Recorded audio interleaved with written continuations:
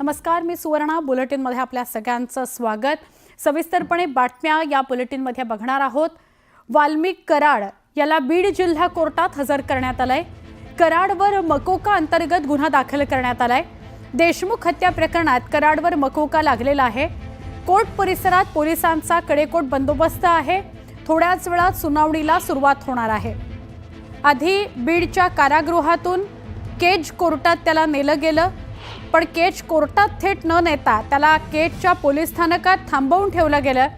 त्यानंतर त्याला जेव्हा बीडकडे तो खटला वर्ग करण्यात आला, सुरक्षेच्या कारणास्तव बीडमध्ये हा खटला चालवावा, ही सुनावणी व्हावी हे करण्यात आलं, तेव्हा त्याला पुन्हा बीडमध्ये नेण्यात आलं आणि बीडमध्ये आता कोर्टात हजर केले। आमचे प्रतिनिधी लक्ष्मण घाटोळ यांच्याशी बोलूया। लक्ष्मण, काय अधिक माहिती?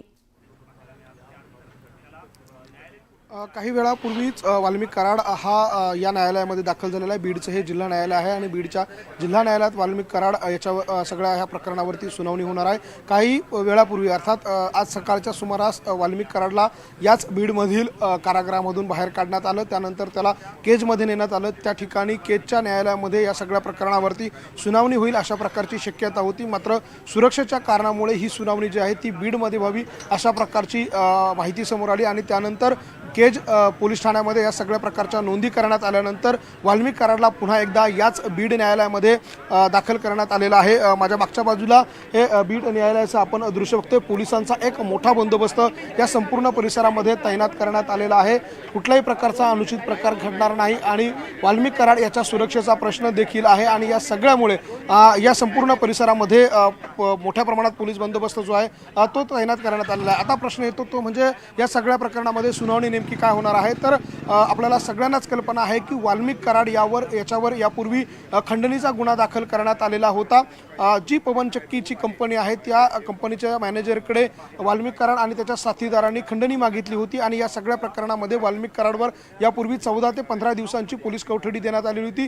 कालच ती पोलीस कोठडी संपली आणि त्यानंतर त्याला न्यायालयीन कोठडी सुनावण्यात आली। न्यायालयीन कोठडी सुनावल्यानंतर वाल्मिक कराड याला जामीन जो आहे तो मंजूर होऊ शकतो अशा प्रकारची शक्यता वर्तवली जात असताना त्याच वेळेला वाल्मिक कराडवर मकोका लावण्यात आला। अर्थात त्या सगळ्यामुळे वाल्मिक कराडचा बाहेर पडण्याचा मार्ग जो आहे तो बंद झाला।